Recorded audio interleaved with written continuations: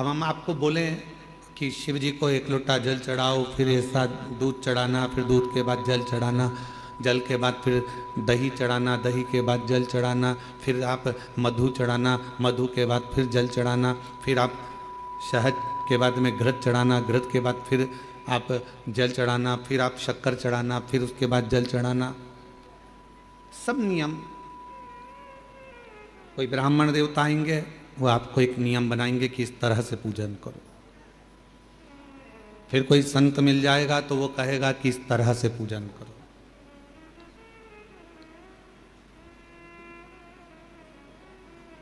फिर कोई महात्मा मिलेंगे, वो कहेंगे इस तरह से पूजन करो।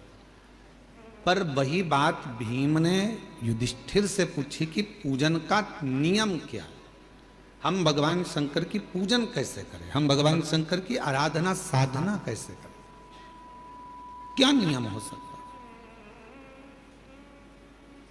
अब यहां जितनी माताएं बैठी हैं, हम एक एक को खड़ा करके पूछे हैं कि तुम बताओ कि शिव जी के पूजन का नियम क्या है। तो हम दामोदर प्रसाद जी से पूछेंगे, वो अलग नियम बताएंगे, उनके बेटे से पूछेंगे तो वो अलग नियम बताएंगे, बहू से पूछेंगे वो अलग नियम बताएंगे। बोलो सही है कि गलत है। जितने मेरे बाहर जीजियाँ बैठी हैं, जीजा बैठे हैं, जितनी माताएं बैठी हैं, जितने बच्चे बैठे हैं, उनसे पूछेंगे क्यों शिव जी के मंदिर जाते हो, हाँ क्या नियम से पूजन करते हो, तो कहेंगे हम झाड़ू लगा देते हैं, पोछा लगा देते हैं, जल चढ़ाते हैं, बेलपत्र चढ़ाते हैं, ये करते हैं, वो करते हैं। सबका अपना अपना नियम है, सब अपना नियम बता। भीम ने भी युधिष्ठिर से पूछा कि शिव पूजन का नियम क्या है।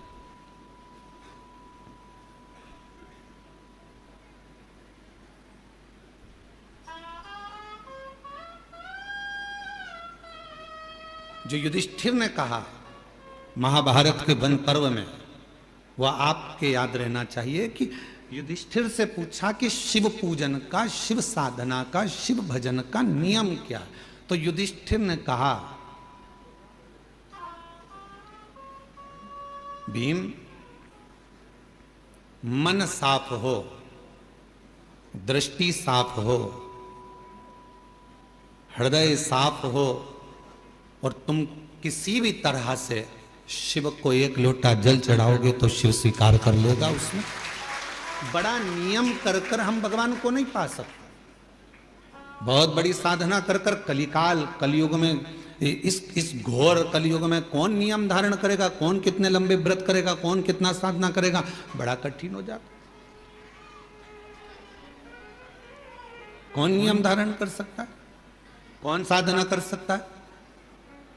इस घोर कलयुग में तो कोई बड़ा से बड़ा बाबा जोगी भी आकर कहे ना कि हम इतनी साधना करते हैं, तो शिव पुराण कहती है बड़ा मुश्किल है जी। तुलसी बाबा ने तो एक ही लाइन में सबको, पूरे को तुलसीदास बाबा ने एक ही लाइन में सबको समेट दिया, कलयुग केवल नाम आधारा, सुमर सुमर नर उतर ही पार। तुलसीदास बाबा को मालूम था कलयुग में बहुत सारे साधन बताएंगे, कोई इधर से आएगा ये बताएगा, कोई उधर से आएगा वो बताएगा, कोई कहेगा इसको भजो, कोई कहेगा उसको भजो, कोई कहेगा ऐसा करो, कोई कहेगा वैसा करो। तो तुलसीदास जी ने लिख दिया कि कलयुग केवल नाम धारा और सुमर सुमर नर उतर ही पार। तुलसी बाबा ने कह दिया कि नाम की आधारशिला रखो, तुम राम भजो, कृष्ण भजो, शिव भजो, जगदम्बा भजो, दत्त भजो, तुम्हारी मर्जी पड़े वो भजो, पर भजो, तुम्हारा भगवान का मंत्र जाप, नाम जाप भजो, जपो।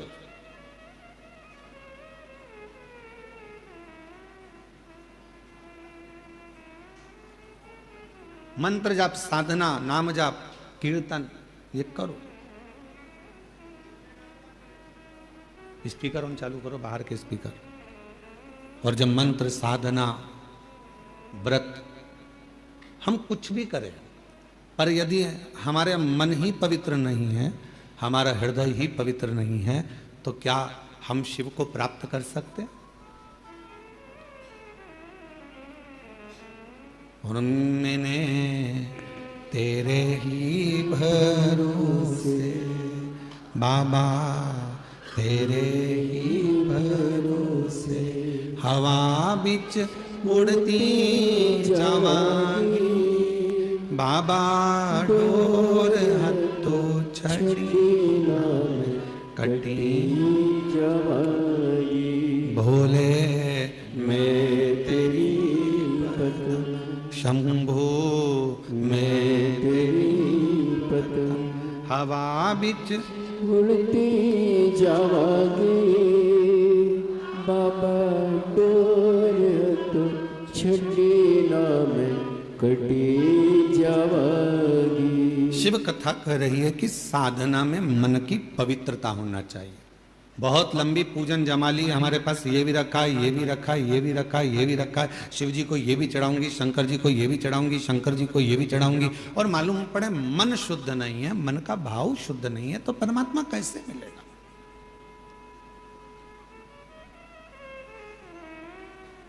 एक लाइन वो आप गुनगुनाते हो, हमने आंगन नहीं बुआरा कैसे आएंगे हरि, अब तक गंदा पड़ा है द्वारा कैसे आएंगे हरि, कैसे आएंगे?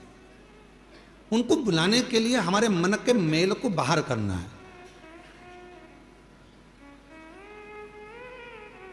कहां पर आए हो आप लोग कथा श्रवण करने के लिए? बाबा कुबरेश्वर के धाम, मेरी जीजियों का मायका और मेरे जीजाओं का ससुराल।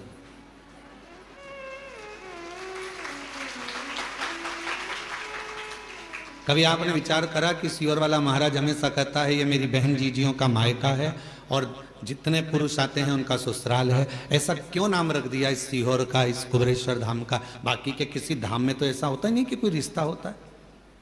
किसी धाम में किसी का कोई रिश्ता बता दे कि हमारे काका जी वहां रहते हैं, मामा जी वहां रहते हैं, नाना जी वहां रहते हैं। केवल पूरी दुनिया में एक धाम है कुबरेश्वर धाम, जहां रिश्ता निभता है। जितनी मेरी बेटियां आती हैं, बहन आती हैं, माताएं आती हैं, उनका ये मायका है। और जितने पुरुष आते हैं, बच्चे आते हैं तो उनके नाना का घर है, और बड़े आते हैं तो उनका ससुराल है। तो ये एक परिवार। क्यों इस भूमि पर ऐसा क्यों है कि यहां संबंध है, रिश्ते हैं, नाते हैं? हमने आपका संबंध यहां कुबरेश्वर धाम से इसलिए जोड़ दिया क्योंकि जब भी बहन बेटी अपने मायके में जाती है तो मायके से जब भी आती है तो कुछ ना कुछ लेकर जरूर आती है। बोलो सही है कि गलत है? मायके से पिताजी भेजेंगे बेटी को तो भले एक बिस्कुट का पुड़ा दे दे, चाहे कुछ भी दे दे, एक साड़ी दे दे, नहीं दे तो 2 रुपया, 5 रुपया, 500 रुपया, 1000 रुपया दे, वो भी नहीं दे तो सामान फल फ्रूट मिठाई रखकर भेज देगी माँ बाप, पर कुछ ना कुछ दिए बिना बेटी को अपने घर से भेजते ही नहीं है। और दामाद अगर घर आता है और अगर नवासा घर आता है, नाना नानी के घर में अगर बच्चे आते हैं तो वो भी जाते हैं तो नानी नाना कुछ ना कुछ देकर भेजते हैं। जमाई आया तो उसको कुछ ना कुछ देकर भेजते हैं। इसलिए तो ये बहुत जरूरी है। और जो दामाद बहुत उद्दंडी होता है ना, बहुत लड़ता झगड़ता है बेटी से, तो उसको भी देकर भेजते हैं, उसको भी देकर भेजते हैं। भले गाली देकर भेजे पर भेजते तो है, ऐसा तो है।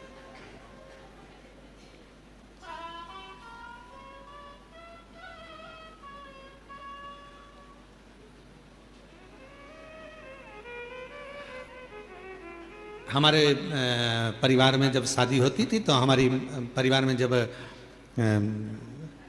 बेटियों की बहनों की शादी होती थी तो वो हमारे माता जी हमसे कई बार कह देती, सुनो आज रात को जागना है तुमको। हमने पूछा क्यों मम्मा?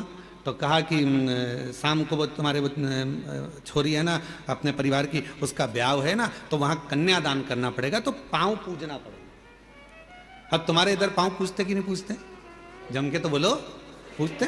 तो अब रात के समय जब फेरे होते हैं तो पाँव पूजना पड़ेगा। तो हमारी माता जी हमको जगा के रखती थी, सो भी जाते तो ढूंढ के लाती थी, चलो पाँव पूजो। अब रात को नींद में एक तो काम कर करके थक जाओ और ऊपर से रात को मम्मा माता जी जगाए और पाँव पूजवाए, तो धीरे धीरे पाँव पूजते पूजते मन में फुसफुसा भी देते थे, देखो जीजा जी पाँव पूज रहे हैं, जब तक पूज रहे हैं, जीजी को दिक्कत आई तो सिर भी पूज देते हैं। अब जीजा टेंशन में है तो वो पास में जीजी बैठे तो उसको तो जीजी कह देती है ही ऐसा, है ही ऐसा।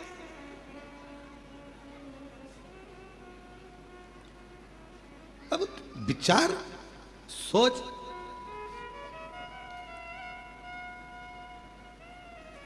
होता है कभी कभी ऐसा स्मरण। एक व्यक्ति बोला कि बहुत पुरानी बात है, हम जब स्कूल कॉलेज में पढ़ते थे उस समय की बात। अब उस समय पर हम 9th क्लास में पढ़ रहे थे, 9th क्लास में पढ़ते तो वो बोले देखो उनके घर पे कितनी भीड़ होती है, वो उनके घर पे कितनी भीड़ होती है। तो हमने भी हमारे दोस्तों से कहा कि भीड़ लगाना कोई बड़ी बात है, 1 मिनट में भीड़ लग जाती है, उसमें कौन सी दिक्कत वाली बात है। तो क्या ऐसे कैसे लग जाती है। हमने कहा कल तुम एक काम करना, 2 बांस तुम खरीद के लाना, बाकी के घास हम ले आएंगे, सफेद कपड़ा बांध लाएंगे, किसी के घर पे रख देंगे, भीड़ इकट्ठी हो जाएगी। उसमें कौन सी दिक्कत, भीड़ इकट्ठी करना थोड़ी ना बड़ी बात। भीम ने पूछा युधिष्ठिर से कि शिव पूजन का विधान क्या है, भगवान को पूजने का विधान क्या। शिव महापुराण की कथा कहती है, महाभारत का वन पर्व कहता है, वन पर्व में लिखा है महाभारत के कि युधिष्ठिर कहते हैं भीम से कि जिस दिन तुम निर्मल हृदय से स्वच्छ मन से शंकर जी को यदि 1 लोटा जल चढ़ा दोगे या नहीं भी चढ़ाकर कहीं पर भी बैठकर पंचाक्षर मंत्र नमः शिवाय या षडाक्षर मंत्र ओम नमः शिवाय या श्री शिवाय नमस्तुभ्यम का जप कर लोगे, शिव तुम्हारे जप को स्वीकार कर लेगा और वर देकर चला जाएगा, तुम्हें वर प्राप्त होगा। अब तुमसे कोई कहे कि तुमने मंदिर में जाकर पूजन को ऊपर नीचे कर दिया, तुमने मंदिर में जाकर पहले दूध चढ़ा दिया, फिर जल चढ़ा दिया, उसके बाद में तुमने फिर कुछ चढ़ा दिया, पहले जल चढ़ाकर फिर तुमने बेलपत्र चढ़ा दी, इतने में किसी ने देख लिया, देखते से वो बोली तुमने तो गलत काम किया, पहले तो जल चढ़ना था फिर बेलपत्र चढ़ना थी, और तुमने बेलपत्र चढ़ा दी उसके बाद जल चढ़ा दिया, तुमने तो ऐसा कर दिया, तुमने तो चावल का दाना ऐसा चढ़ा दिया, तुमने तो वैसा कर दिया। उसको समझा कर कह देना, हजारों तरह के मनुष्य संसार में रहते हैं तो हजारों तरह की पूजा भी संसार में होती है। 33 कोटि देवताओं ने भगवान शंकर की आराधना 33 कोटि देवताओं ने 33 कोटि तरह से करी है।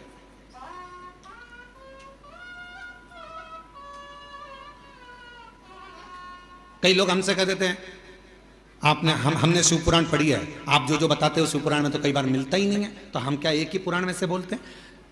भगवान की कथा, भगवान का नाम, भगवान का सुंदर स्वरूप चरित्र कितनी पुराणों में, कितने वेदों में, कितने शास्त्रों में और कितने कितने ग्रंथों में लिखा हुआ है महाराज। ऐसे ऐसे ग्रंथ, ऐसे ऐसे शास्त्र विद्वान लिख लिख कर चले गए। उन विद्वानों की पूंजी को हम ग्रहण करते हैं और उसको पढ़ने के बाद फिर शिव पुराण के माध्यम से जनमानस को लाकर दे देते हैं, जिससे जनमानस का कल्याण हो और शिव तत्व को लोग पहचाने। अब कोई कह दे कि हमने तो पढ़ा, तो उनसे निवेदन कहेंगे 33 कोटि देवताओं ने 33 कोटि तरह से भगवान शिव की आराधना करी, सबका तरीका अलग था, सबका पूजन का विधान अलग था, सबका भजन करने का विधान अलग था। उसी तरह शंकर जी के पूजन के अनेकों अनेक विधान हैं, शिव जी को रिझाने के अनेक अनेक विधान हैं, बहुत विधान।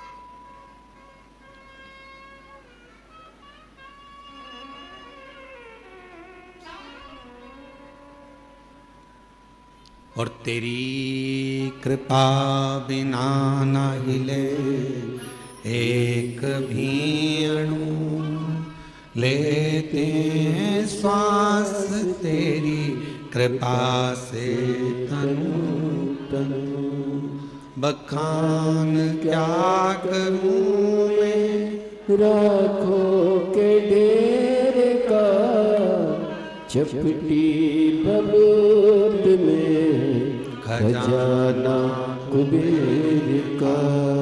हे गंगरार मुक्ति द्वार ओंकार तू, भोले ओंकार तू। आयो शरण तिहारी शंभु तार तार तू। सबका विधान अपना है, सबका तरीका अपना, पूजन का नियम सबका अपना। कभी भी यह मत सोचना कि मैंने इस तरह से पूजन करी भगवान स्वीकार करेगा कि नहीं करेगा। कभी यह मत सोचना कि मैंने भगवान को ऐसे पूजा है भगवान स्वीकार करेगा कि नहीं करेगा। कभी यह मत सोचना कि मैंने तो इस तरह से व्रत कर लिया भगवान स्वीकार करेगा कि नहीं करेगा। मैंने तो इस तरह से कथा सुनी भगवान स्वीकार करेगा कि नहीं करेगा। बस निवेदन है, मन पवित्र रखना, भगवान स्वीकार लेगा।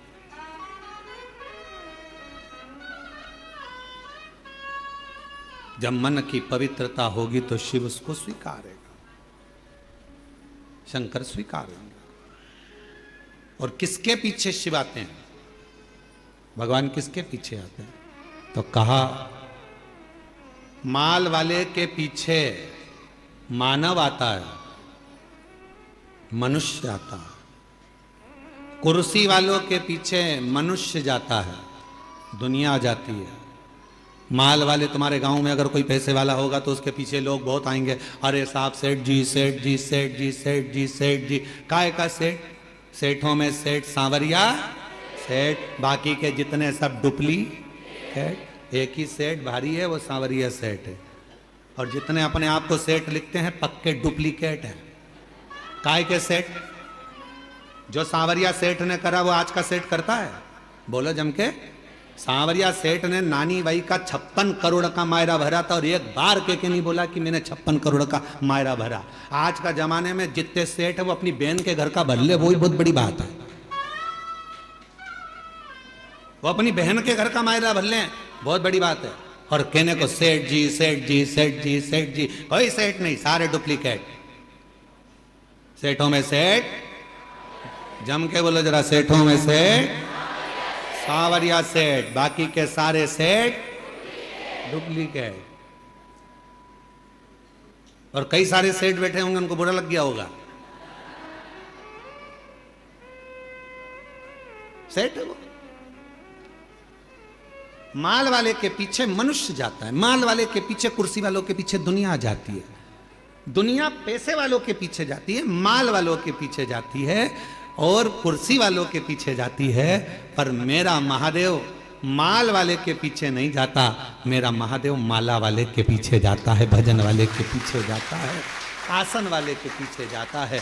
जो माला जपता है मेरा महादेव उसके पीछे चला जाता है, मेरा महादेव उसके पीछे चलता है। अब आपके ऊपर निर्भर करता है, आप माल वाले के पीछे चलोगे कि माला वाले के पीछे चलोगे। माल वाले के पीछे चलोगे तो एक ना एक दिन माल वाला तो तुमको तगड़ी दे देगा, लात मार देगा, निकाल देगा। कुर्सी वाले के पीछे चलोगे वो भी एक दिन लात मार कर निकाल देगा। पर माला वाले के पीछे चलोगे, किसी सदगुरु, किसी संत, साधु, सन्यासी, तपस्वी, साधक, उपासक जो शिव की आराधना में डूबा रहता हो, शंकर की भक्ति में डूबा रहता हो, यदि उसके पद चिन्हों के पीछे चलोगे तो एक न एक दिन मंजिल तक पहुंच जाओगे। क्योंकि महादेव उसके पीछे चल रहा है, शिव उसके पीछे चल रहा है, शंकर उसके साथ चल रहा है।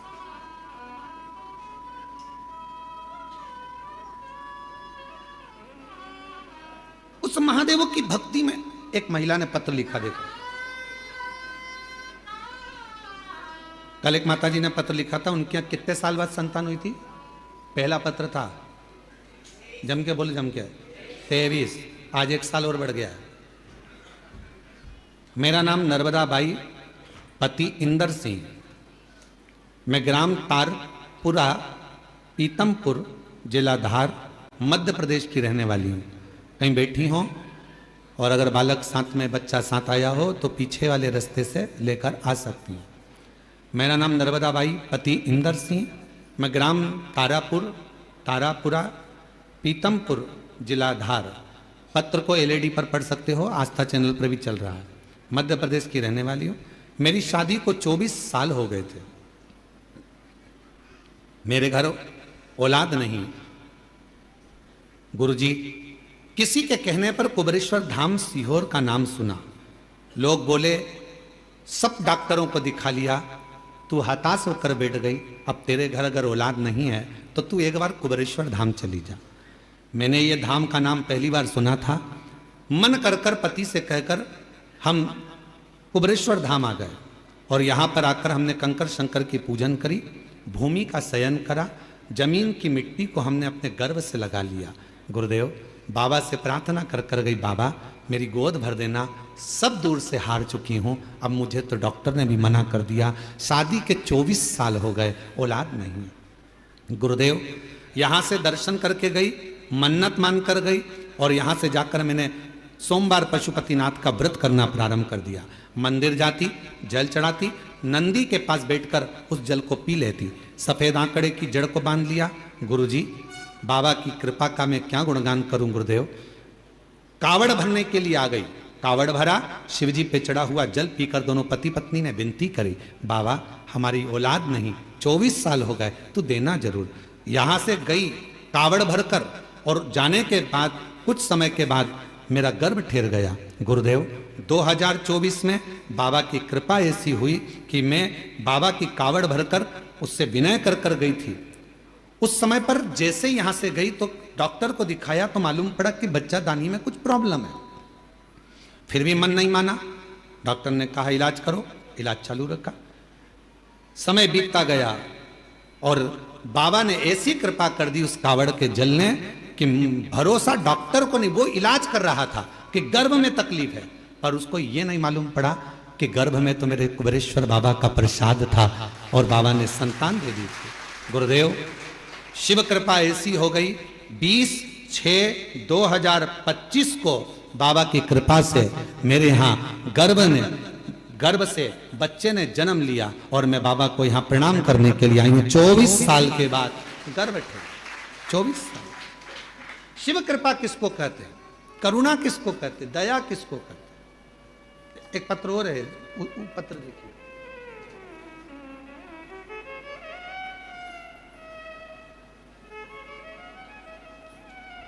मेरा नाम मीना लोधी, उम्र 35 वर्ष, मेरे पति भरत लोधी कहीं बैठे हों, निवासी बंडा, जिला सागर, मध्य प्रदेश से हैं। अगर कहीं बैठे हों तो बच्चे को लेकर पीछे वाले रास्ते से आ सकते हैं। मीना लोधी, पति भरत लोधी, निवासी बंडा, जिला सागर। हमारी शादी 2006 में हुई थी। 18 वर्ष शादी के हो गए थे गुरुदेव। संतान का सुख नहीं था। डॉक्टरों को दिखाया तो डॉक्टरों ने मना कर दिया कि तुम्हें औलाद नहीं होगी। हम ऐसा, अब जरा पत्र को देखिएगा, तंत्र मंत्र विद्या, दुनिया के सारे उपाय और दुनिया की सारी पूजा, दुनिया का सारा डॉक्टर दिखा लिया पर औलाद का सुख नहीं आया। तब आखिरी में लोग ताने देने लगे। तानों से इतना परेशान हो गई कि गुरुजी मैंने पूरा विचार बना लिया कि अब मैं स्वयं मर जाऊंगी, प्राण त्याग दूंगी। जिस दिन मैंने प्राण त्यागने का विचार किया, सबसे पहले मैंने एक काम किया कि मरना है, पहले एक बार भगवान के सामने जाकर नमन कर लूं। और शिव जी के मंदिर में पहुंची पहली बार जिंदगी में। मैं कभी शंकर के मंदिर नहीं गई थी, पर प्राण त्यागने से पहले मैं शिव जी के मंदिर पहुंच गई और मंदिर में जाकर मैंने प्रणाम किया। झोली पसार कर बाबा से कहा तू औलाद नहीं दे रहा तो मैं मर रही हूं। ऐसा कही रही थी। एक माता जी पीछे से आती हैं मंदिर में और वो मंदिर में आकर कहती हैं कि इतना फूट फूट कर तू क्यों रो रही है। महिला बड़ी उम्र की थी, शिव भक्त थी। उन्होंने मुझे कहा एक काम कर, तू कुबेरेश्वर धाम चली जा, वहां शिव महापुराण की कथा मिल जाए, सुन ले, ना जा सके तो टीवी पर सुन ले। मैंने उससे कहा कि मेरे घर ना तो मोबाइल है ना टीवी है, मैं कैसे सुनूं। दूसरे के घर उसके कहने पर कथा सुनने गई। मरने का प्लान चेंज, मरने का प्लान चेंज। उसके कहने पर पड़ोसी के घर कथा सुनने गई। 3-4 बार गई पड़ोसी के यहाँ कथा सुनने के लिए तो उनका मुख फूलने लगा। एक दिन कथा में आपने कहा था कि शिव को जल चढ़ाते समय जब आप कुछ मांगोगे तो बाबा देगा। सबसे पहले मैं भूल गई कि बच्चा चाहिए, सबसे पहले मैंने टीवी और मोबाइल मांग लिया और बाबा से मैंने केवल टीवी और मोबाइल मांगा और बाबा ने ऐसी कृपा करी, 20 दिन निकले और मेरे पति मेरे लिए मोबाइल भी लाए और टीवी भी लाकर रख दी। अब मैं घर पर कथा सुनने लगी, आसन लगाकर बैठ जाती, कथा श्रवण करती, भगवान से प्रार्थना करती और बाबा ऐसी कृपा हो गई, आंकड़े की जड़ का प्रयोग करा। अब तो मेरे शिव जी पर भरोसा हो गया। रोज मंदिर में पोछा लगाती, बाबा से विनती करती मुझे संतान का सुख दे दो। बाबा ने मेरी सारी समस्या का हल, एक लोटा जल और शिव जी की कृपा से 18 साल के बाद बाबा की कृपा से 11 दिसंबर 2024 को 18 वर्ष के बाद मेरे घर में बाबा ने संतान दे दी। ये शिव कृपा, ये शंकर। एक लाइन अच्छी है, गुनगुनाते हैं। अरे लुटा दिया भंडार काशी वाले ने, कर दिया माला माल काशी वाले, जो जैसी भावना लाया वो वैसा ही फल पाया, जो जैसी भावना लाया वो वैसा ही फल पाया। नहीं खालियों से लौटाया, वो मन ही मन हर्षाया, और कर दिया माला माल काशी वाले ने आ दिया। भंडार काशी वाले ने कर दिया माला माल काशी वाले ने लुटा दिया भंडार काशी वाले ने। जिस कामना से आ जाइए, आ जाइए। 24 साल के बाद बच्चा हुआ है, एक बार जोरदार ताली।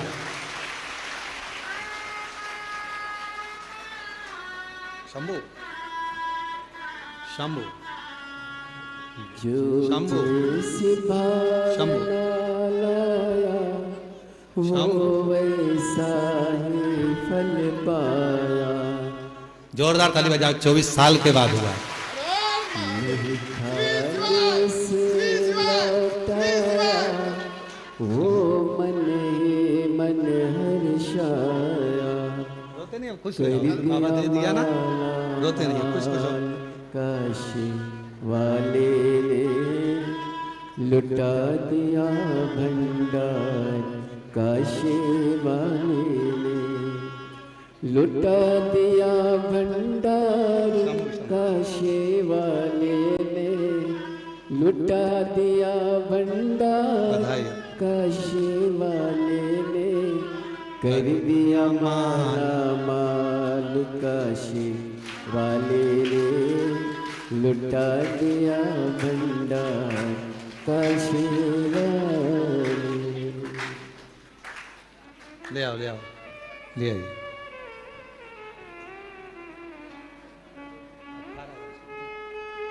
मीना जी लोधी 18 वर्ष के बाद संतान हुई है। बाबा ने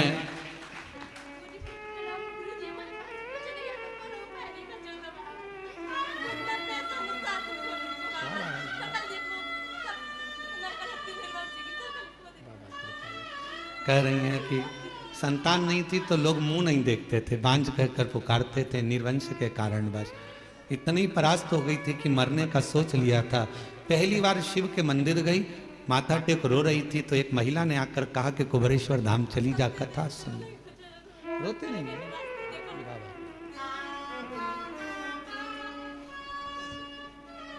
शंभो शंभो शंभो।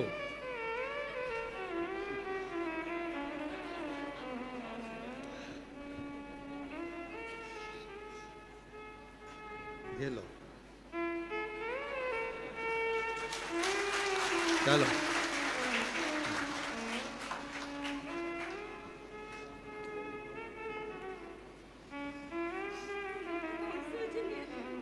रोते नहीं, अब तो खुश हो जा, बाबा दे दिया, खूब आनंद में आयो। और रिश्ता तेरा मेरा सबसे प्यारा, रिश्ता तेरा मेरा सबसे प्यारा, तू मेरा बाबा, मैं मैं हूँ तेरा लाला, मैं हूँ तेरा लाला, तू मेरा बाबा, मैं मैं हूँ तेरा लाला, मैं हूँ तेरा लाला। माल वाले के पीछे मत चलना, वो कभी भी लात मार देगा। माला वाला अगर कोई मिल जाए, शिव का उपासक कोई मिल जाए, शंकर की भक्ति करने वाला यदि कोई मिल जाए, तो एक बार उसके पीछे चलने का प्रयास करना, तो जिंदगी का सारा सुख तुम्हारे कदमों में होगा, वो सब दे देगा। जो माल वाला नहीं दे सकता, वो माला वाला दे सकता है। माला वाले के पीछे तो महादेव भी चलते हैं, जपेगा, भजेगा, स्मरण करेगा, पूजेगा।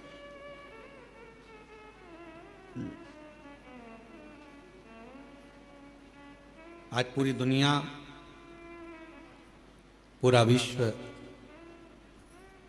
बाबा देवाधिदेव महादेव की भक्ति में लगा हुआ है। बच्चा बच्चा एक लोटा जल चढ़ाने के लिए मंदिर जाने लगा है।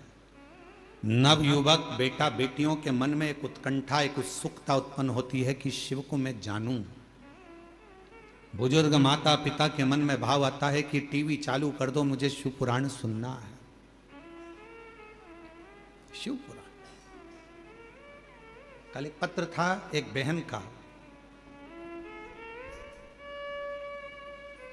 अब वहाँ पत्र को ढूंढना पड़ेगा बहुत सारे पत्रों में, तो कहीं अगर यहाँ बैठी हो तो वो बिना कथा के रह नहीं सकती, बिना कथा के।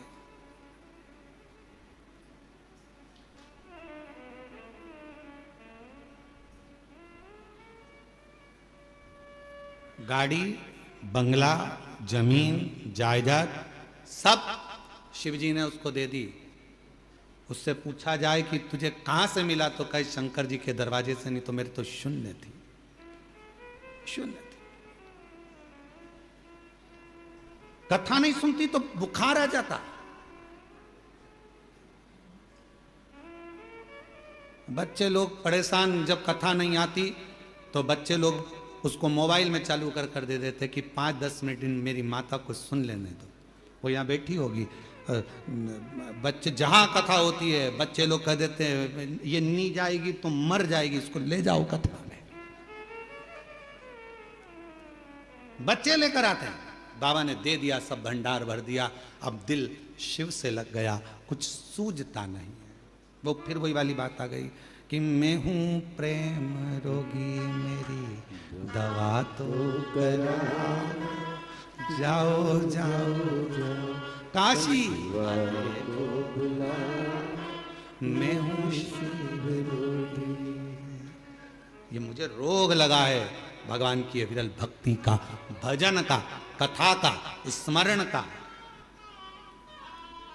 दामोदर प्रसाद जी कथा करवा रहे, दामोदर प्रसाद जी के वहाँ जब कथा का क्रम जब वहाँ नहीं हो पाई तो इनके मन में था कथा कैसे होगी, कैसे होगी, वहाँ परमिशन नहीं, ये नहीं हो रहा, वो नहीं हो रहा। आखिरी में ललकता दामोदर प्रसाद साहू जी के मन में थी, तो धनोरा से भगवान शिव ने इनके मन की बात को जान लिया। शायद धनोरा वासी बड़े किस्मत वाले होंगे जो आज शिव महापुराण की कथा के यजमान बनकर कथा का रस तत्व ग्रहण कर रहे। ये शिव तत्व, ये भगवान की अविरल भक्ति है।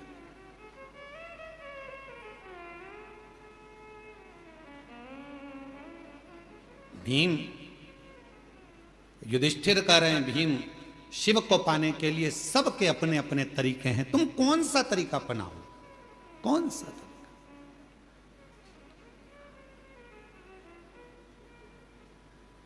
हमने कथा में कहा था 2 परीक्षा होती है, एक होती है लिखित परीक्षा, एक होती है जम के बोलो मौखिक परीक्षा।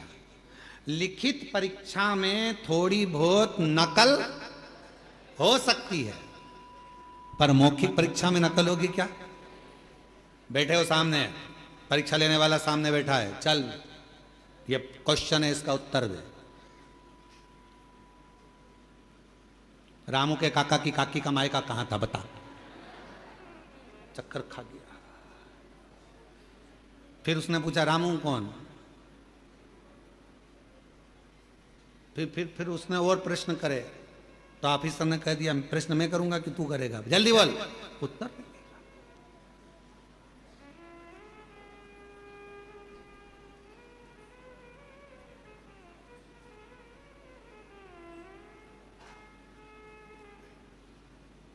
स्मरण क्या करें महाराज? लिखित परीक्षा में नकल हो सकती है पर मौखिक परीक्षा में नकल नहीं होती है।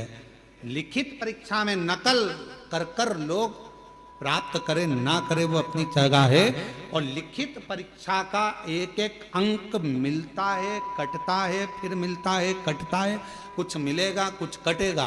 पर मौखिक परीक्षा जब ली जाती है, सामने वाले व्यक्ति को अगर पसंद आ गई उसकी बात, उत्तर, तो समझ लो कि पूरे नंबर अच्छे मिल जाते हैं और पूरा रिजल्ट अच्छा आ जाता है। उसी तरह शिव महापुराण की कथा कहती है, आप अगर लिखित परीक्षा नहीं दे सकते, मतलब आप बहुत घंटों तक बैठकर भजन नहीं कर सकते, तप नहीं कर सकते, साधना नहीं कर सकते, व्रत नहीं कर सकते, उपासना नहीं कर सकते, तो मौखिक परीक्षा करो। अपने घर पर 5 मिनट बैठो और श्री शिवाय नमस्तुभ्यम का जाप करो। जब तुम्हारे मुख से श्री शिवाय नमस्तुभ्यम निकलना प्रारंभ होगा, तब सामने जो एग्जाम लेने बैठा है मेरा देव अधिदेव महादेव, वो तुम्हें पास कर देगा और तुम्हें उन्नति की सीढ़ी पर चढ़ा देगा।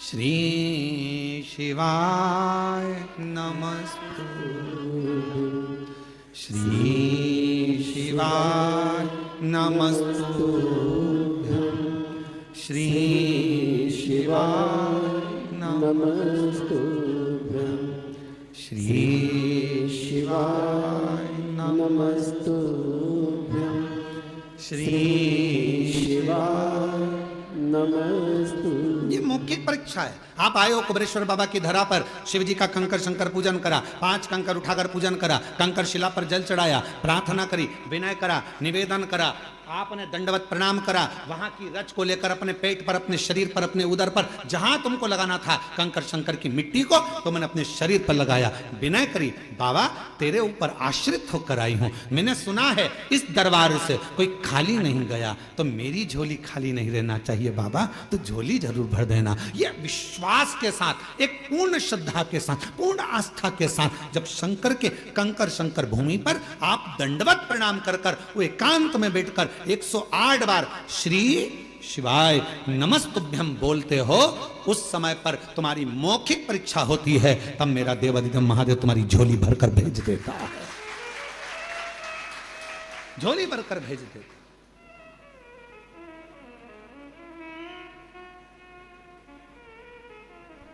तेरे दरबार की बाबा निराली शान देखी है, तेरे दरबार की बाबा निराली शान देखी है, तुझे देते नहीं देखा पर झोली भरी देखी है, मुख दुनिया मोड़ेगी बाबा तू मुखड़ा मुख दुनिया मोड़ेगी बाबा तू मुखड़ा हे भीम, भगवान शिव को रिझाने के तो 33 कोटि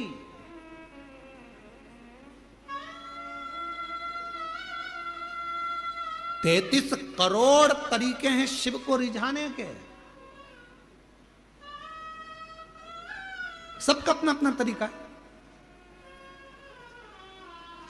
कोई कहेगा ओम नमः शिवाय बोलो, कोई वो कहेगा नमः शिवाय बोलो, कोई कहेगा ये बोलो, कोई कहेगा वो बोलो, कोई कहेगा श्री शिवाय नमस्तुभ्यं, कोई कहेगा राम बोलो, कोई कहेगा ओम नमः भगवते वासुदेवाय बोलो, कोई कहेगा कृष्ण बोलो, कोई कहेगा दत्त बोलो, कोई कहेगा, सबका अपना।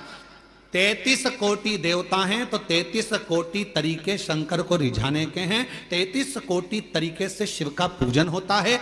हजारों, मध्य प्रदेश में पूजन का तरीका अलग होगा तो छत्तीसगढ़ में पूजन का तरीका अलग होगा, गुजरात में पूजन का तरीका, सबका तरीका अलग है। भगवान परंतु एक ही भाषा जानता है, वो प्रेम की भाषा, तरीका कोई सा भी।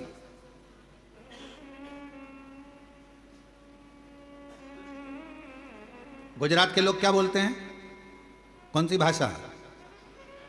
छत्तीसगढ़ वाले बोलो बोलो बोलो छत्तीसगढ़िया। पंजाब के, हरियाणा के हरियाणा, महाराष्ट्र के मराठी, बंगाल के बंगाली, सब तेलंगाना के तेलंगी, जो भी भाषा आपकी बोलने वाली है, आंध्रा की अपनी, यहाँ की अपनी, वहाँ की। अब हमें एक बात तुम बताओ रे, जितने बैठे हो सब बताओ, और जितने आस्था चैनल पर सुन रहे वो भी बताओ, भगवान को कौन कौन सी भाषा आती होगी? जरा विचार करो। बोलो बोलो बोलो, जम के बोलो जरा। भगवान को कौन कौन सी भाषा आती होगी? पृथ्वी पर यह भाषा क्या भगवान ने बनाई कि तुम मराठी बोलना, तुम गुजराती बोलना, तुम ये बोलना, तुम ये बोलना, तुम वो बोलना? भगवान केवल एक भाषा जानता है, चीटी भी रोती है तो वो आंसू पोंछने आता है, हाथी भी पुकारता है तो गरुड़ छोड़ कर आता है, और जब एक मछली को भी दर्द होता है तो वो तड़प कर दौड़ पड़ता है। जीव जंतु पशु पक्षी जानवर मनुष्य सबकी एक भाषा भगवान ने जानी है, वो है उसकी प्रेम की भाषा। जब वो भगवान को हृदय से पुकारता है वो आता,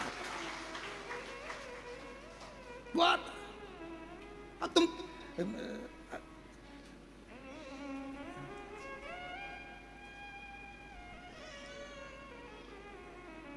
अब एक व्यक्ति अमेरिका से भारत आया,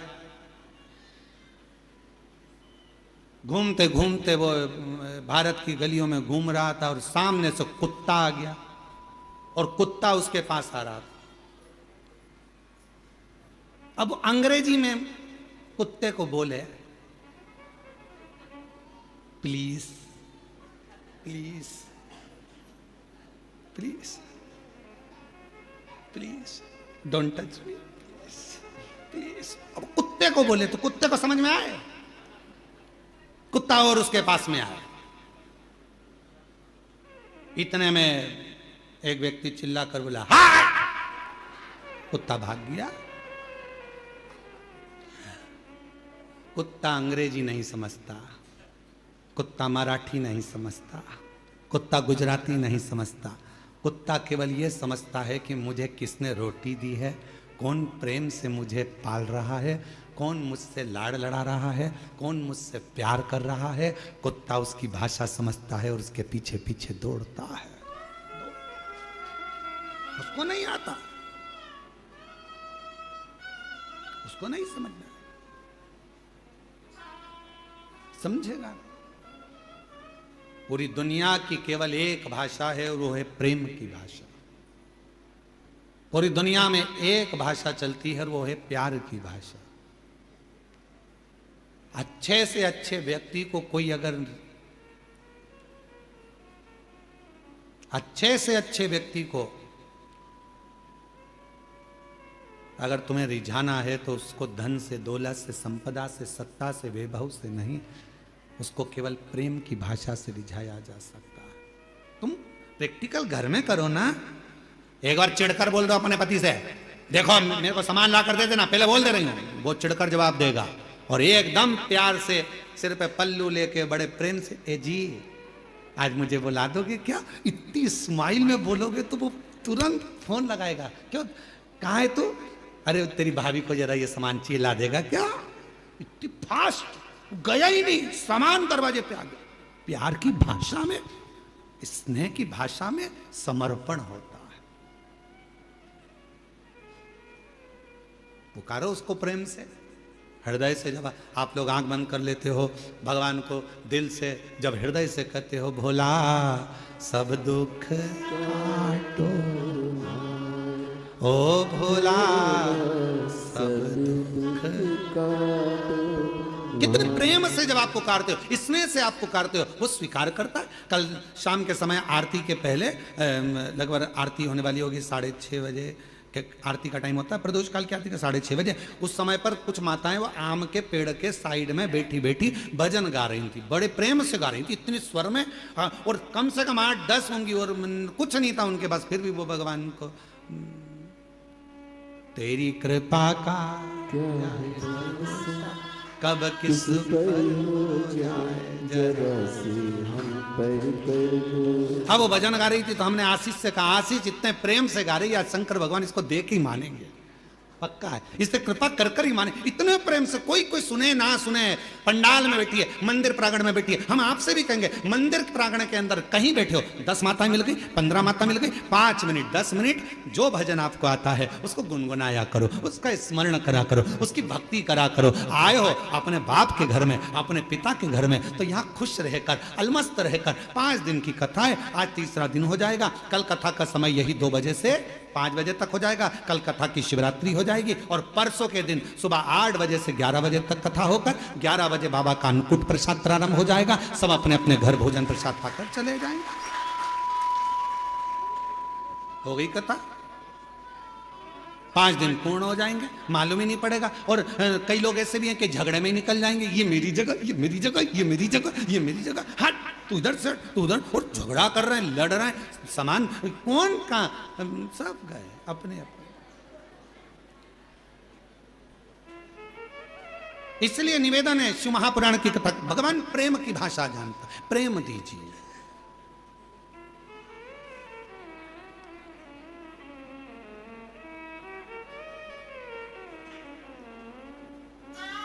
और जब शिव प्रेम की भाषा से रीझते हैं, प्रेम की भाषा से, भगवान शंकर को केवल प्रेम की। आप कैसे जल चढ़ा रहे हो, आप कैसे रिझा? एक पत्र है, अच्छा है, देखिए।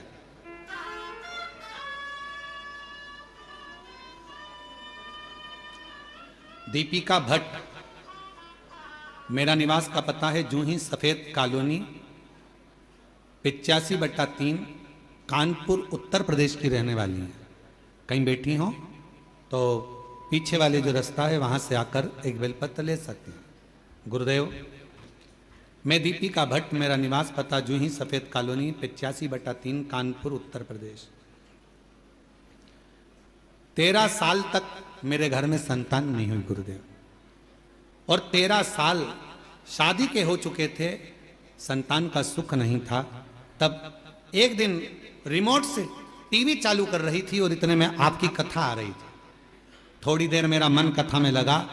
उसी दिन आपने तुम रुका जी का सफेद आंकड़े की जड़ का प्रयोग बताया, मैंने वो करा।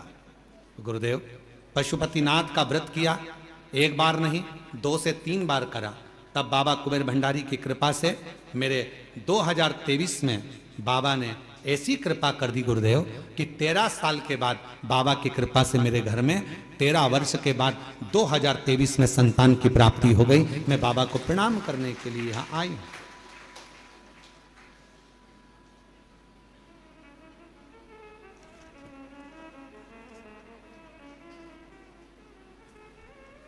जो जैसी भावना वो वैसा ही फल पाया, नहीं खाली उसे लौटाया, वो मन ही मन हर्षाया। शुद्ध भाव, प्रेम, वात्सल्यता और प्रेम की भाषा शिव को रीझती है। स्वयं युधिष्ठिर ने भीम से यह कहा कि तुम भगवान शिव को अगर रिझाना चाहते हो तब करोगे, रीझेगा नहीं रीझेगा मालूम नहीं, साधना करोगे रीझेगा नहीं रीझेगा पता नहीं, पर मन की निर्मलता होगी। और हाथ में यदि 1 लोटा जल होगा, तुम उसके लिए लेकर जा रहे होगे, तो वो भी 1 लोटा जल तुम्हारा कल जरूर बदल देगा, ये निश्चित है। जाओ शिव को 1 लोटा जल समर्पित करो, इससे सुंदर कोई तरीका ही नहीं है।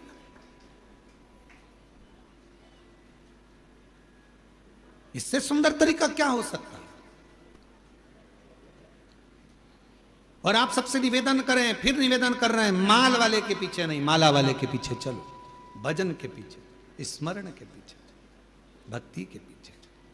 और जब प्रेम जब अनंत हो गया, रोम रोम संत हो गया। प्रेम जब अनंत हो गया, रोम रोम संत हो। जब प्रेम बढ़ जाता है, स्नेह बढ़ जाता है, तब परमात्मा मिल जाता है। संत केवल कपड़े बदलने से संत नहीं हो जाता, बहुत सारा तिलक लगा लिया तो संत नहीं हो जाता, लंबे लंबे बाल बढ़ा लिए तो संत नहीं हो जाता, पूरे चेहरे पर चंदन पोत लिया उससे कोई संत नहीं हो जाता, बहुत सारी माला पहन ली उससे कोई संत नहीं हो जाता, अपने कपड़े को चेंज कर लिया उससे संत नहीं हो जाता। कपड़ा बदलने से कभी भगवान नहीं मिलता, कलेजा बदलने से महादेव मिल जाता है, कपड़े से नहीं मिला है। कपड़ा बदलने से मेरा महादेव कभी नहीं मिला, कैसा भी कपड़ा पहन लो। कई लोग पूछते भी हैं, क्यों गुरुजी शंकर जी के पूजन में सफेद कपड़े पहनना चाहिए कि पीला पहनना चाहिए कि नीला पहनना चाहिए, लाल पहनना चाहिए, हरा पहनना चाहिए? हम उनसे कहते तुम्हारी मर्जी हो, जैसा पहनो, जो होगा तुम्हारे घर में वो पहनो। हम काय को बोले कि ये कपड़ा खरीद के ला और फिर पहनो, मालूम पड़े तुम्हारे पति और हमको ढूंढते फिर रहे हो।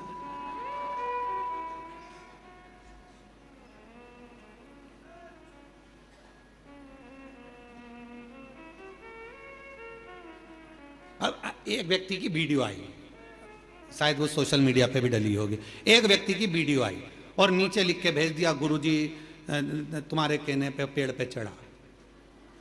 अब वो व्यक्ति बेलपत्री के पेड़ पे चढ़ गया, उतर रहा था, मालूम पड़े चड्डा पहना था और वो बेलपत्री के पेड़ पे चढ़ा और उतरते उतरते खूंटे में उसका चड्डा फंस गया।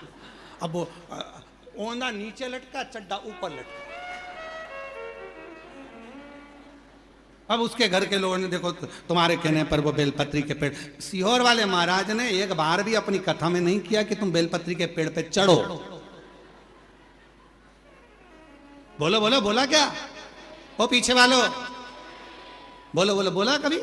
सीहोर वाले महाराज ने एक ही बात कही कि बेलपत्री का पौधा लगाओ, और एक और बात कही कि बेलपत्री का पौधा लगाओ, पर इतना याद रखना बेलपत्री की कोई डंडी भी मत तोड़ना, बेलपत्र के वृक्ष में से बेलपत्र तोड़कर लेकर आना, बेलपत्र के वृक्ष को चोट नहीं पहुंचना। अब तुम तो पूरे ही चढ़ गए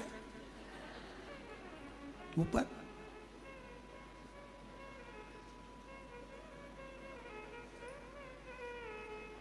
अगर होगी ना हमारे पास में वीडियो तो हम कल तुमको पूरी मीडिया को दिखाएंगे, ठीक है? जितने लोग ब्रेक नीचे लिखा गुरुजी तुमने, हमने फिर कह रहे हैं ये नहीं कहता। आजकल सीहोर वाले गुरुजी की वॉइस कैच करी जाती है और गुरुजी जैसा बोलते हैं तो गुरुजी का तो फोटो लगा दिया जाता है। वो कौन सा जमाना है रे? AI का जमाना। तो वो गुरुजी का फोटो लगा देते हैं और आवाज गुरुजी की निकाल के ना जाने कौन सी AI आई, ऐसी बाई ना जाने कहां से आई, वह AI।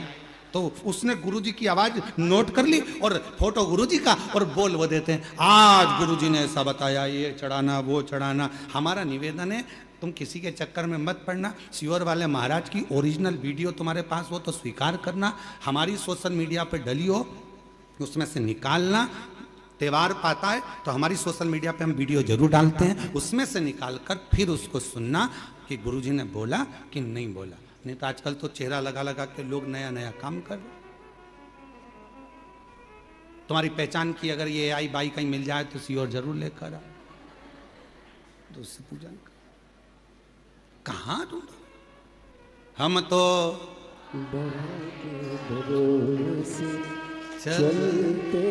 शिव तत्व को प्राप्त करिए, भगवान शंकर की आराधना करिए, शिव बाबा को केवल प्रेम के भाव से। कोई कहे कपड़ा बदल लो, नहीं कलेजा बदल लो। कोई कहे ये लगा लो, कोई कहे वह लगा लो, कोई कहे ऐसा करना पड़ेगा, शिव की आराधना करना है तो इतना व्रत करना पड़ेगा, इतनी साधना करना पड़ेगी। उससे कह दो हमें कुछ नहीं आता, हमें तो एक चीज आती है, मुख से कहेंगे श्री शिवाय नमस्तुभ्यम और सवेरे भरेंगे एक लोटा जल, इसके सिवाय हमें कुछ नहीं आता। बोल बम का नारा है, बस इतने में कल्याण तुम हो गया काम। और कभी कभी जोरदार तरीके से हार, बस तुम्हें बोलने के लिए मना नहीं है। हाँ, हम पहले जो नहीं बोलता था तो हम मुख से कहते थे बोलना चाहिए, दोनों हाथ उठाकर हार हार। पहले हमारी आदत थी, हम ऐसा बोलते थे कि दीन बंधु दयालु दया कीजिए, जो हर हर महादेव नहीं बोले उसको उठा लीजिए। परंतु हमने बोलना बंद कर दिया क्योंकि कई लोग हेडफोन लगा के गाड़ी में चलते हैं, बाइक चला रहे होते हैं, तो वो उन्होंने पत्र लिखा, गुरुजी तुम बोलते हो कि दोनों हाथ उठाकर हर हर महादेव बोला, नहीं तो भगवान उठा लेगा। तो हमको गाड़ी खड़ी करना पड़ता है, बीच चौराहे पे हर हर बोलना पड़ता है, तो आसपास वाले चक्कर खा जाते हैं, इसको कहीं मिर्गी का दौरा तो नहीं आ गया। तो तुम्हारे इनके चक्कर में हमने ऐसा बोलना बंद कर, पर तुम बीच बीच में बोल सकते हार, बाबा का नाम पुकारो। तो ये दिल से पुकारो, प्रेम करुणा वात्सल्य स्नेह शिव को प्रिय है। और जब ये मिल जाता है तो मेरा ओ घरदानी हो के नंदी पैसा काशी नगरी से आए है मेरा भोलेनाथ, सुन के भक्तों की पुकार हो गए नंदी पे सवार, काशी नगरी से आए है मेरे भोलेनाथ, सुन के भक्तों की पुकार हो गए नंदी पे सवार, काशी नगरी से आए है मेरे भोलेनाथ, सुन के भक्तों की पुकार हो गए नंदी पे सवार,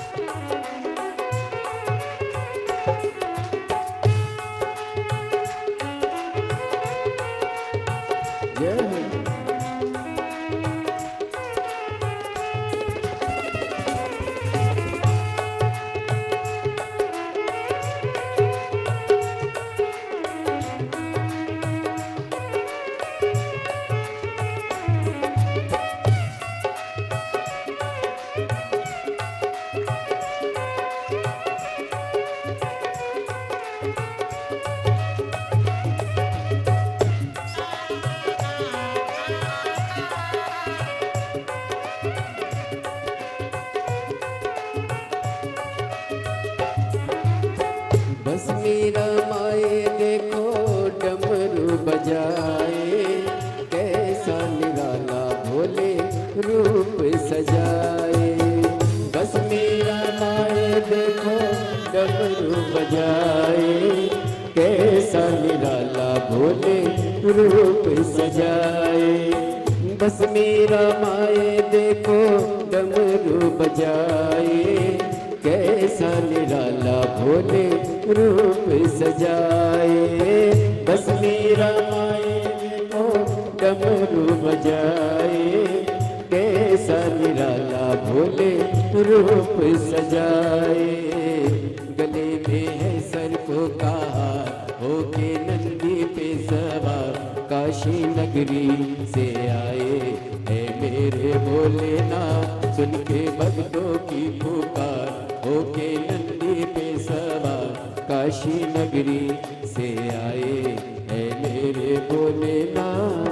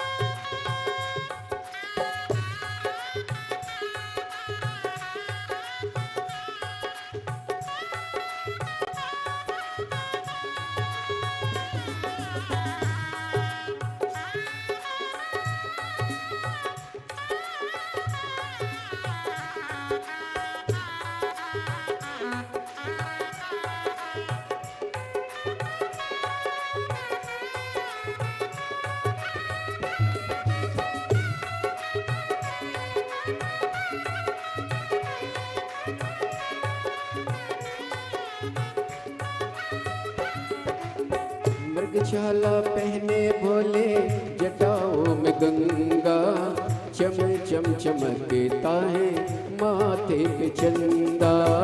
मृगशाला पहने भोले जटाओं में गंगा, चम चम चमकता है माथे पे चंदा। मृगशाला पहने भोले जटाओं में गंगा, चम चम चमकता है माथे पे चंदा। मृगशाला पहने भोले जटाओं में गंगा, चम चम चमकता है माथे पे चंदा। ओ गौरा मैया करे सिंगार होके नंदी पे सवार, काशी नगरी से आए है मेरे भोलेनाथ। सुन के भक्तों की पुकार होके नंदी पे सवार, काशी नगरी से आए है मेरे भोलेनाथ।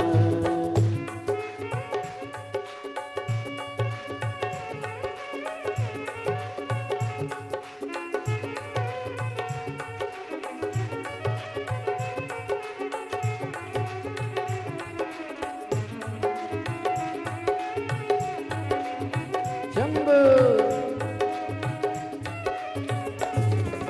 भोले शंभो।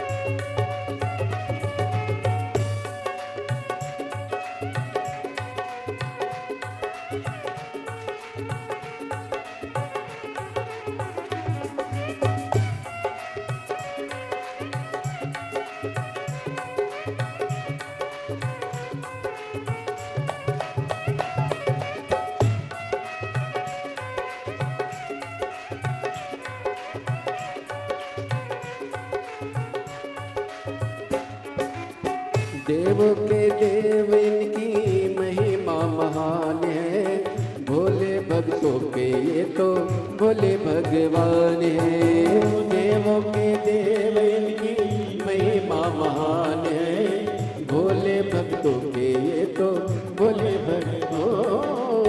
देवों के देव इनकी महिमा महान है, भोले भक्तों के ये तो भोले भगवान है। देवों के देव इनकी महिमा महान है।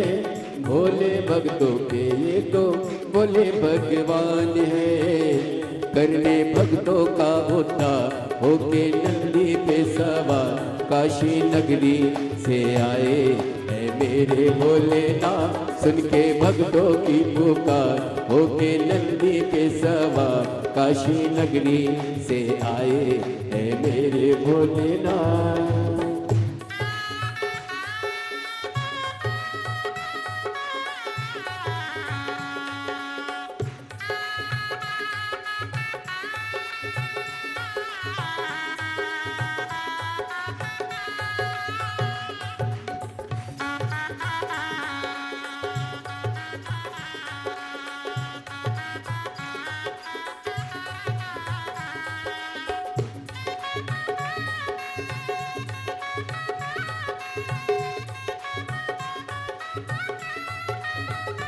जय हो।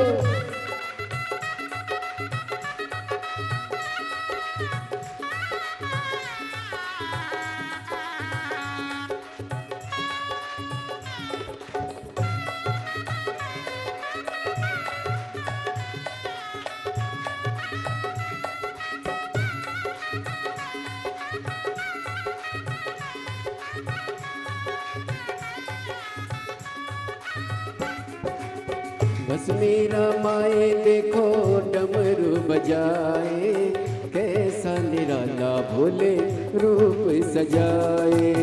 बस मेरा माए देखो डमरू बजाए कैसा निराला भोले रूप सजाए। बस मेरा माए देखो डमरू बजाए कैसा निराला भोले रूप सजाए। बस मेरा माए देखो डमरू बजाए कैसा निराला भोले रूप सजाए।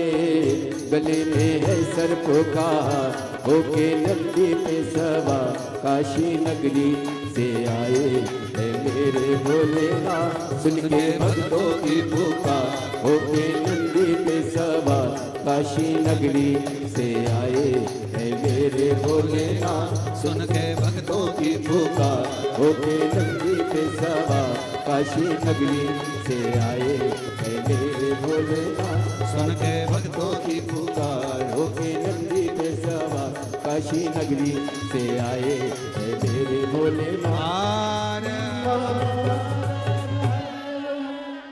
अपने स्थान पर बैठकर बाबा देवरिद महादेव से अपने हृदय की बात कहिए, दिल से विनय करिए, प्रार्थना करिए, बाबा को अपने मन का भाव कहो, विनय करो, निवेदन करो, विनती करो, भाव से बाबा को, अपने हृदय से बाबा को प्रार्थना करिए। जहाँ जगह मिले वहाँ बैठ जाओ। कंकर शंकर की भूमि है, बड़ी कृपा कर कर बाबा ने आपको यहाँ बुलाया है। जहाँ जगह मिले वहाँ बैठकर अपने दिल का भाव हृदय से बाबा को कहिएगा, साथ में बोलिएगा, हृदय से प्रार्थना करिएगा, विनय करिएगा।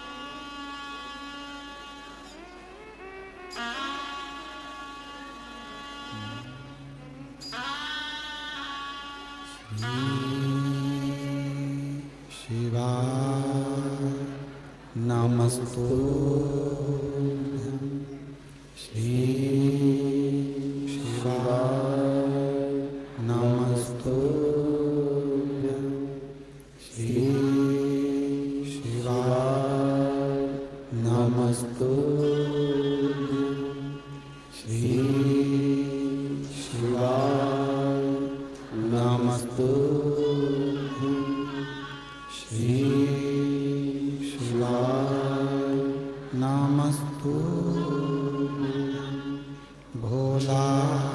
सब दुख काटो मारा। ओ भोला सब दुख काटो मारा। शिव शंकर जपू तेरी माला, भोले बाबा जपू तेरी माला, भोला सब दुख काटो मारा। ओ भोला सब दुख काटो मारा। वेश मंगल मंगलकारी, वेश मंगल मंगलकारी, शमशान वासी हमारा, शमशान वासी हमारा। ओ भोला सब दुख काटो मारा। ओ भोला सब दुख काटो मारा।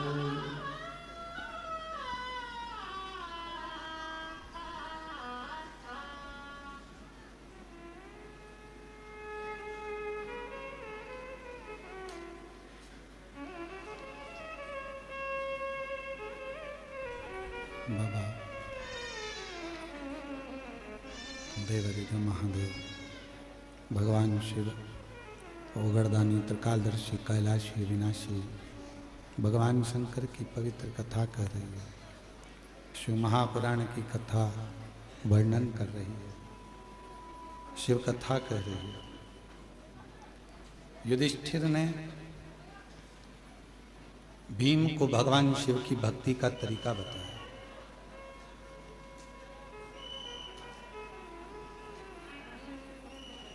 और दुनिया का सबसे सुंदर शिव को पाने का अगर कोई तरीका है तो वो एक लोटा हृदय से भाव से प्रार्थना कर कर निवेदन कर कर विनय कर कर विनती कर कर बाबा को कहे।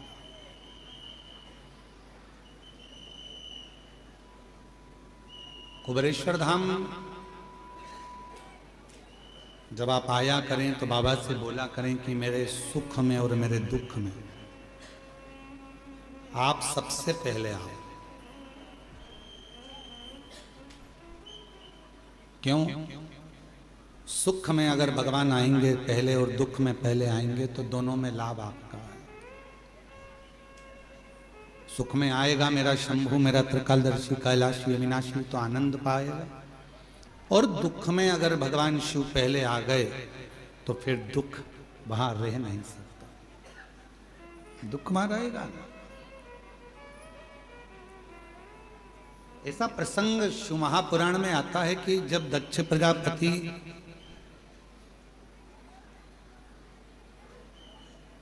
ने नगर में सूचना करी कि मेरी बेटी सती का विवाह करना है और इसका स्वयंवर है,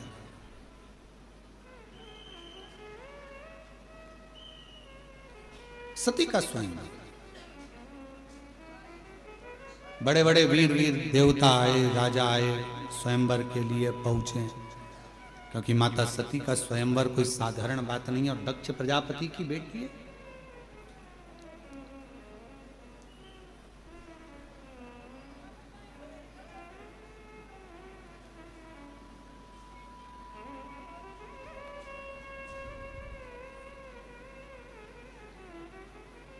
सबको पत्र गया, सबको निमंत्रण गया, पर मेरे देवादिदेव महादेव के यहां ना तो कोई पत्र गया ना कोई निमंत्रण गया।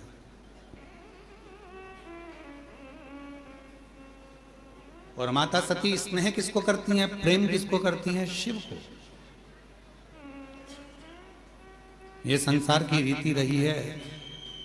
कल भी कथा में कहा था कि लोग दूर वालों से फोन लगाकर पूछते हैं तुम कैसे हो, और पास में जो रह रहे हैं उनसे बात तक नहीं कर पाते कि तुम कैसे हो।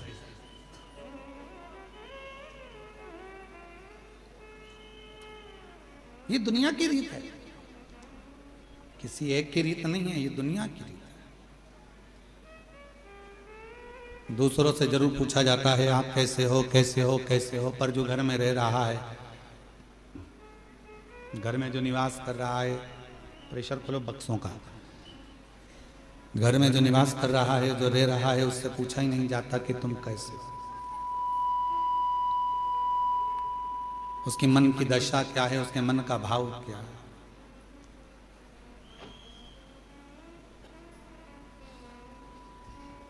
किसी ने बहुत अच्छी बात कही कि खिलौने वाला खिलौना बेचता है, खिलौने वाला खिलौना बेचता है और पूरे गांव के लोगों को, गांव के बच्चों को खुशियां दे देता है।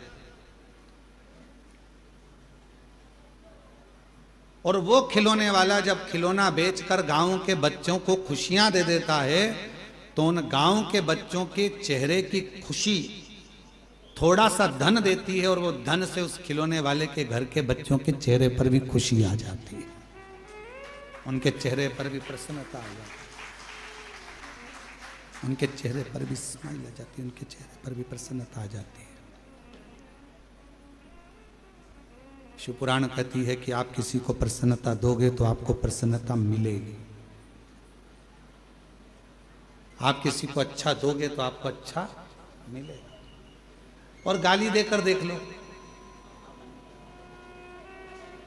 गाली भी मिलेगी और बोनस भी मिलेगा।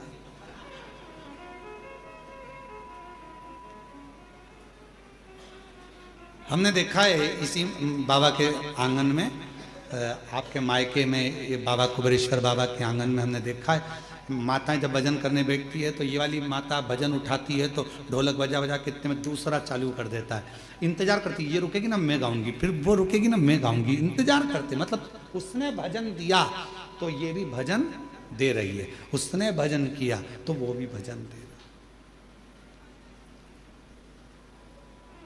धनोरा वालों की भी आपकी भी टीम आई हुई है भजन की, कुछ बुजुर्ग लोग, कोई पुरुष लोग, हारमोनियम और ढोलक, यहीं के वो धनोरा वाले ही आए हैं क्या? कि कल कोई दूसरी टीम गा रही थी, कोई बाहर से आए होंगे, कोई नीला नीला कुर्ता पहने हुए और बढ़िया चंदन लगाए, हारमोनियम ढोलक और मंजीरे पे भगवान की विरल भक्ति भजन कर रहे थे। अंदर आवाज आ रही थी, हम बड़े प्रेम से सुन रहे थे। भजन दे रहे हो, भजन मिल रहा है, कीर्तन दे रहे हो, कीर्तन मिल रहा है, राम राम कह रहे हो, राम राम मिल रहा, गाली दोगे गाली मिलेगी, अपशब्द कहोगे अपशब्द मिलेगा, ताना दोगे ताना मिलेगा, जो तुम दे रहे हो वो तुम्हें प्राप्त होगा। अब माता सती ने विचार करा कि मेरे पिताजी ने सबको बुलाया पर मेरे पिताजी ने नहीं बुलाया, तो भगवान देवादिदेव महादेव को नहीं बुलाया और मुझे तो विवाह उन्हीं से करना है, मुझे तो उन्हीं के साथ विवाह करना है, मेरा विवाह तो केवल मेरे को शिव जी के साथ ही करना है, भगवान शंकर जी के साथ ही करना है। पर मेरे पिताजी ने तो बुलाया ही नहीं है, उनको निमंत्रण ही नहीं दिया है मेरे पिताजी ने तो देवादिदेव महादेव को। और दक्ष प्रजापति ने नगर के शिल्पकारों को बुलाया जो मूर्ति बनाते थे, और मूर्ति बनाने वालों को बुलाकर कहा शिल्पकारों को कि एक पत्थर की शंकर जी की प्रतिमा बनाओ और मेरे राज्य के दरवाजे पर लगाओ, जहां से सब अंदर आएंगे तो वो शंकर भगवान को द्वारपाल बना के मेरे दरवाजे पर खड़ा कर दो, जिससे दुनिया के लोगों को लगे कि शिव जी को द्वारपाल बनाया है, शिव जी को द्वारपाल।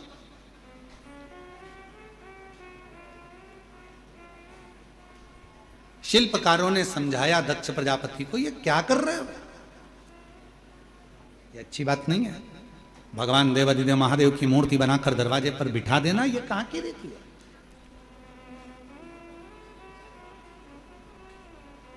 एक शिल्पकार आया उसने समझाया, दूसरा शिल्पकार आया उसने समझाया, तीसरा शिल्पकार आया उसने समझाया, सबने समझाया पर कोई समझे। इस व्यासपीठ से एक निवेदन करूं आप सबसे,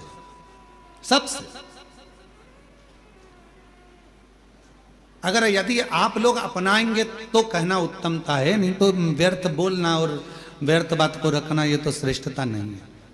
कर सकते हो क्या आप लोग जो हम बोलने जा रहे हैं? किसी के घर अब शादियों का सीजन चालू होगा और शादियों के सीजन में शादी जब होती है बड़े बड़े गार्डन में, बड़े बड़े गार्डन हैं, होटल हैं, धर्मशाला हैं, जहां विवाह होता है, जहां से लोग एंट्री करते हैं, अंदर प्रवेश करते हैं, वहीं पर अंदर आने की जगह पर भगवान की मूर्ति आजकल गार्डन वाले फिट कर देते हैं। बोलो सही है कि गलत है? आप पान खाते हुए जा रहे हो, खाना खाकर जा रहे हो, भोजन कर कर जा रहे हो, शादी में प्रवेश कर रहे हो, नाच रहे हो, कोई मदिरा पिया हुआ है, बाराती किसको किसको मालूम कौन कैसा आया, कोई ड्रिंक कर रहा हुआ है, मदिरा पिया हुआ है, कोई गलत भक्षण कर रहा है, किसी ने गलत काम कर दिया, कोई गलत विचार से गलत व्यवहार से आया हुआ है, और दरवाजे पर तुमने भगवान गणेश जी को बिठा दिया, दरवाजे पर तुमने वेंकटेश भगवान को बिठा दिया, दरवाजे पर तुमने श्री जी बाबा को बिठा दिया, दरवाजे पर तुमने ठाकुर जी को बिठा दिया, दरवाजे पर कृष्ण की मूर्ति रख दी, दरवाजे पर तुमने शिव जी की मूर्ति रख दी, दरवाजे पर तुमने भगवान की मूर्ति रख दी। नहीं, एक नियम बनाओ, आज से कथा सुनने वाले एक नियम बना लो, किसी की शादी में जाओ और दरवाजे पर अगर किसी भगवान की मूर्ति प्लास्टिक की या पीओपी की किसी की भी मूर्ति रखी देखो, तो तुम जो लिफाफा दो ना, उस लिफाफे के ऊपर एक लाइन लिख कर दो कि भगवान की जगह अपने बाप को बिठा देते।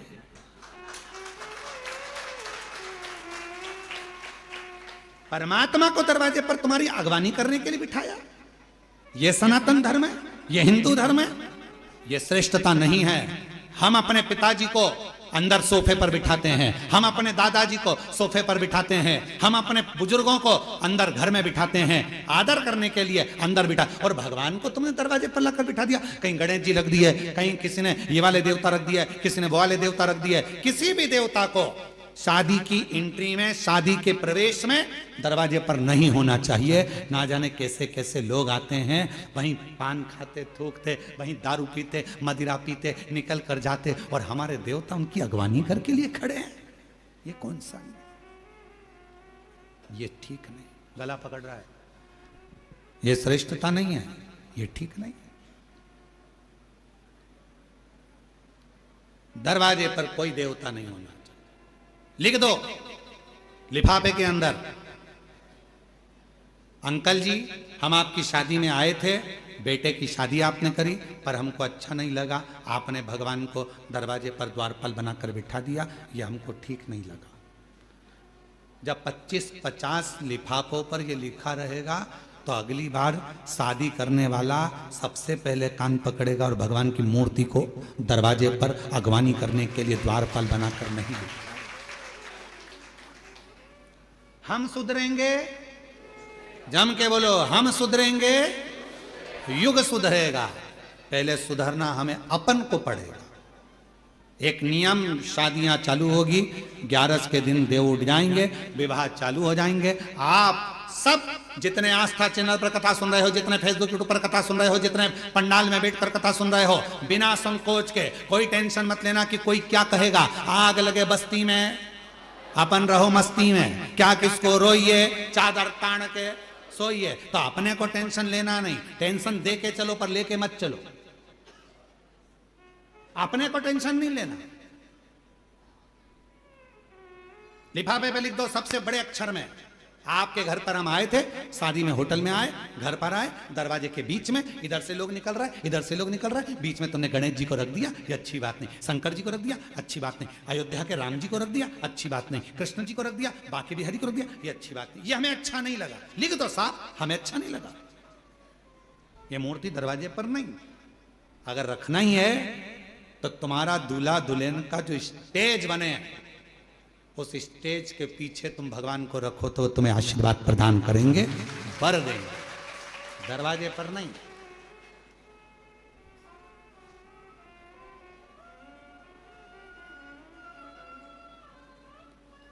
थोड़ा सुधार, और यदि थोड़ा सा भी हम अपनी जिंदगी में सुधार लाएंगे, हम अपने जीवन में थोड़ा सा भी सुधार लाएंगे, हम अपनी जिंदगी में थोड़ा सा भी अगर सुधार लेकर आएंगे, तो ये निश्चित है कि हमारा प्रदेश, हमारा देश सुधरेगा जरूर। थोड़ा सा सुधार।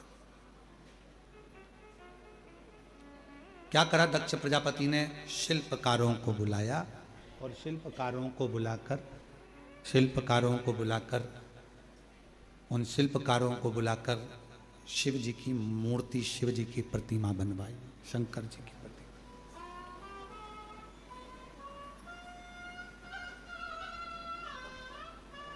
एक शिल्पकार ने समझाया, दो ने, प्रेशर नहीं आ रहा है भाई। एक शिल्पकार ने समझाया, दो शिल्पकार ने समझाया, तीन ने समझाया दक्ष प्रजापति को कि यह मूर्ति बनाकर दरवाजे पर मत खड़ी कर।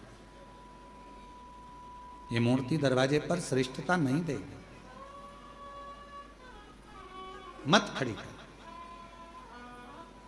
दक्ष प्रजापति अगर अगवानी करने के लिए तूने द्वार पर भगवान को बना दिया तो बाद में तुझे भुगतना पड़ेगा। जरा विचार करो कि दक्ष प्रजापति को कितना भोगना पड़ा। बकरे का सिर लगा था, शीश कट गया था। उसने शिल्पकारों को केवल एक ही बात कही थी कि मेरी बेटी का स्वयंवर है, मेरी बेटी का, और मेरा मन, मैं दरवाजे पर किसको खड़ा करूं? ये मेरा मन, मेरा राज्य, मेरा महल, मेरा नगर, मेरा मेरा मेरा मेरा मेरा करते रहे। और जब दक्ष प्रजापति का सिर कट गया तो बकरे का सिर लगाया। किसी ने पूछा किसका लगाओ, तो कि बकरे का लगाओ। क्यों? क्योंकि दक्ष प्रजापति कर रहा था कि मेरी बेटी का स्वयंवर, मेरा महल, मेरा नगर। बकरे का सिर लगा दो तो मैं करता रहेगा।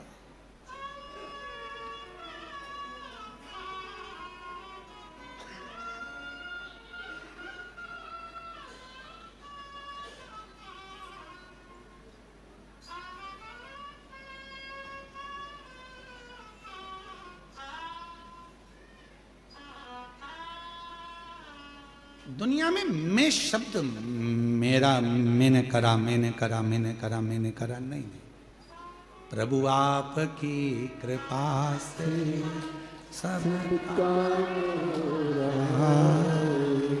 प्रभु आपकी कृपा से सब काम हो रहा है। करते हो भोले बाबा मेरा नाम हो रहा है।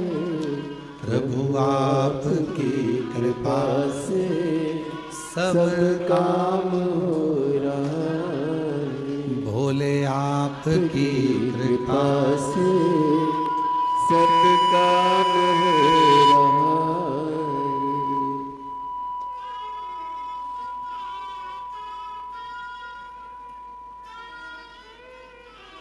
इसमें मेरा कुछ भी नहीं है, सब बाबा भोलेनाथ का, शंकर जी का, देवता का। मेरा कुछ है ही नहीं, मेरा खुद का कुछ भी नहीं है। जो कुछ भी है सब तेरा। एक शिल्पकार ने दक्ष प्रजापति के नगर में पहुंचकर दक्ष प्रजापति की धर्म पत्नी प्रसूति माता को समझाया। मां प्रसूति के पास पहुंचे और मां प्रसूति के पास पहुंचकर माता प्रसूति से कहा कि दक्ष प्रजापति जो ये कर रहे हैं कि भगवान शिव की मूर्ति बनवाकर दरवाजे पर खड़ी कर रहे हैं, ये श्रेष्ठ नहीं है, ये श्रेष्ठ नहीं है। मना करो उनको। माता प्रसूति दक्ष प्रजापति को, माता प्रसूति जी ने दक्ष प्रजापति के पास पहुंची और मां प्रसूति, ये नहीं चल रहे हैं, तुम्हारे उधर की आवाज बढ़ रही जिसका रिटर्न आ रहा है, स्पीकर और ये वाले भी बंद पड़ रहे हैं क्या? माता प्रसूति दक्ष प्रजापति के पास पहुंची और दक्ष प्रजापति के पास जाकर माता प्रसूति ने समझाया, कहा स्वामी मेरा एक कहना मान लीजिए, मेरा निवेदन स्वीकार कर लीजिए। क्या निवेदन है?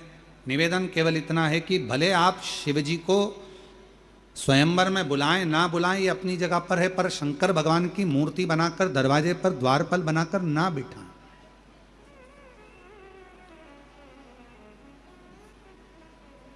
दरवाजे पर द्वारपाल बनाकर शिवजी को ना बिठाया जाए। आप बुलाएं, निमंत्रण दें ना दें, आप स्वयंवर में बुलाएं ना बुलाएं, ये आपके ऊपर निर्भर करता है, पर शिवजी को द्वारपाल ना बनाए। भगवान शंकर को द्वारपाल बनाना ये श्रेष्ठता नहीं है, आप मत बनाइए। पर दक्ष प्रजापति के भीतर, कल आपको कथा में कहा था कि अलमारी में सामान पड़ा है, शंभु शंभु शंभु शंभु शंभु शंभु। कल कथा में कहा था कि अलमारी कपड़ों से भरी पड़ी हुई है,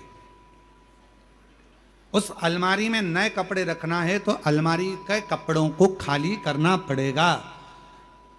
कपड़े खाली होंगे, दूसरे कपड़े अलमारी के अंदर जाकर रखाएंगे। मसालदान के डब्बे हैं, डब्बे के अंदर मसाला भरा पड़ा हुआ है।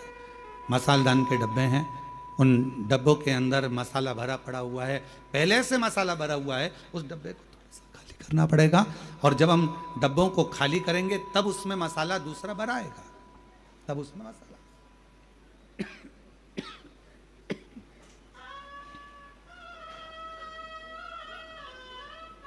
उसी तरह शिव महापुराण की कथा कर रही है, भगवान शंकर का चरित्र कर रहा है। शिव महापुराण की कथा कर रही है कि अपने भीतर की अभिमत्ता, अपने भीतर का अभिमान, अपने भीतर का हम, अपने भीतर का मैं और मेरा, ये सब निकल कर बाहर जाएगा। तो मैं और मेरा बाहर निकलेगा। शंभु शंभु शंभु शंभु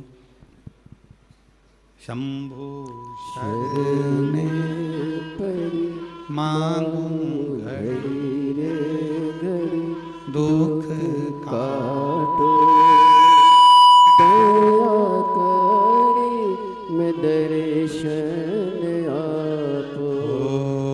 शंभु शरण शंभु शंभु शंभु शंभु दुख काटो, दया करी न दर्शन ओ शंभु शरणे पड़ी मांगू घड़ी रे घड़ी दुख काटो, दया करे मैं दर्शन आपो।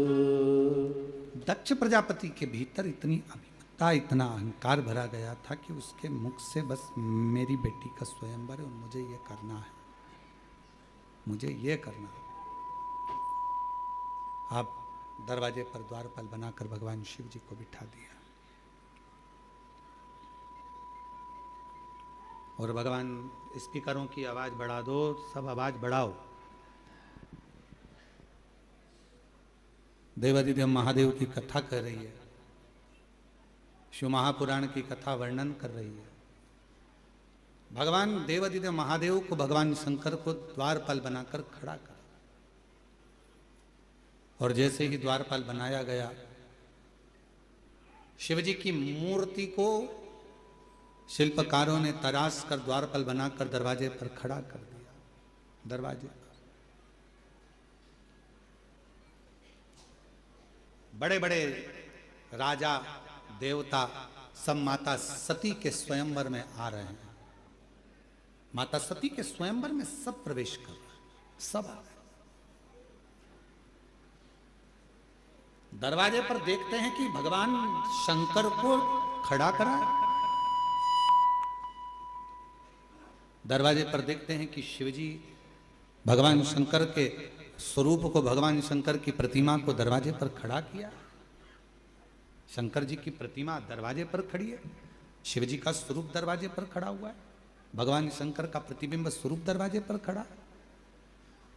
जो विद्वान देव थे, भगवान विष्णु तो अंदर प्रवेश कर रहे थे, पर भगवान नारायण अंदर प्रवेश नहीं करे। जो शंकर भगवान को दरवाजे पर देखा तो भगवान नारायण वापिस चल दिए, वापिस पुनः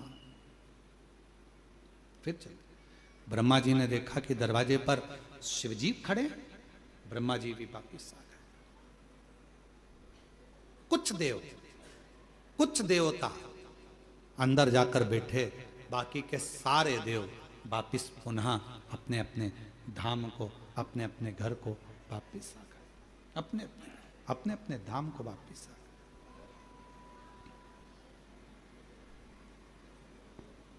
आप जरा ध्यान दीजिएगा कि स्वयंवर में ना भगवान विष्णु है, स्वयंवर में ना भगवान ब्रह्मा जी हैं, स्वयंवर में ना इंद्र हैं, स्वयंवर में ना गरुण है, स्वयंवर में ना वरुण है, स्वयंवर में कोई बड़ा देवता उस स्वयंवर में पहुंचा ही नहीं, सब निकल कर बाहर आ गए, सब निकल कर, सब अपने अपने भवन में प्रवेश कर गए, सब अपने।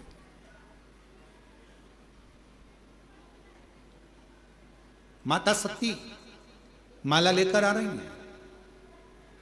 जैसे ही स्वयंवर में माता सती ने प्रवेश किया और माता सती जैसे माला लेकर प्रवेश करी, सती माता ने देखा कि पिताजी ने सबको बुलाया पर मेरे शिव को नहीं बुलाया और उन्हीं को ही तो मुझे माला पहनाना।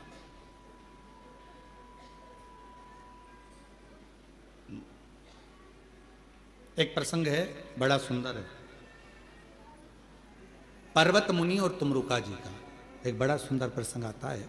थोड़ा ध्यान देना इस प्रसंग पर, शायद आपकी जिंदगी में भी कभी ऐसा हुआ होगा। इस प्रसंग को यदि आप सुनेंगे, स्मरण करेंगे तो आपके ध्यान में आएगा। पर्वत मुनि और तुमरुका जी का प्रसंग। एक बार पर्वत मुनि और तुमरुका जी का यह संवाद करता है कि पर्वत मुनि पुष्प लेकर आ रहे थे। जितने भी आस्था चैनल पर सुन रहे हैं, फेसबुक यूट्यूब पर कथा सुन रहे हैं, या बाबा देवादिदेव महादेव की पवित्र कंकर शंकर की भूमि पर कथा सुन रहे हैं, थोड़ा ध्यान देना। पर्वत मुनि पुष्प लेकर आ रहे थे और पर्वत मुनि जब पुष्प लेकर आ रहे थे, इतने में पुष्प ले जाते वो तुमरुका जी के पास रुक गए और तुमरुका जी से उनका संवाद होने लगा, बात होने लगी। जब तुमरुका जी के मुख से पर्वत मुनि ने शिव जी के बारे में सुना, शंकर जी की लीला को सुना, शिव के स्मरण को सुना, शिव के गुणगान को सुना, शंकर जी के भजन को सुना, शिव के गुणगान को सुनना, शिव का कीर्तन सुनना, शिव का भजन सुनना, शिव का नाम जाप सुनना, ये जब पर्वत मुनि ने तुमरुका जी के मुख से सुना तो तुमरुका जी के मुख से सुनते ही पर्वत मुनि के हृदय में ये बैठ गया कि ये जो पुष्प है जो मैं भगवान नारायण के लिए लेकर जा रहा था, अब ये पुष्प मैं भगवान शंकर को समर्पित करूंगा, भगवान शिव जी को चढ़ाऊंगा।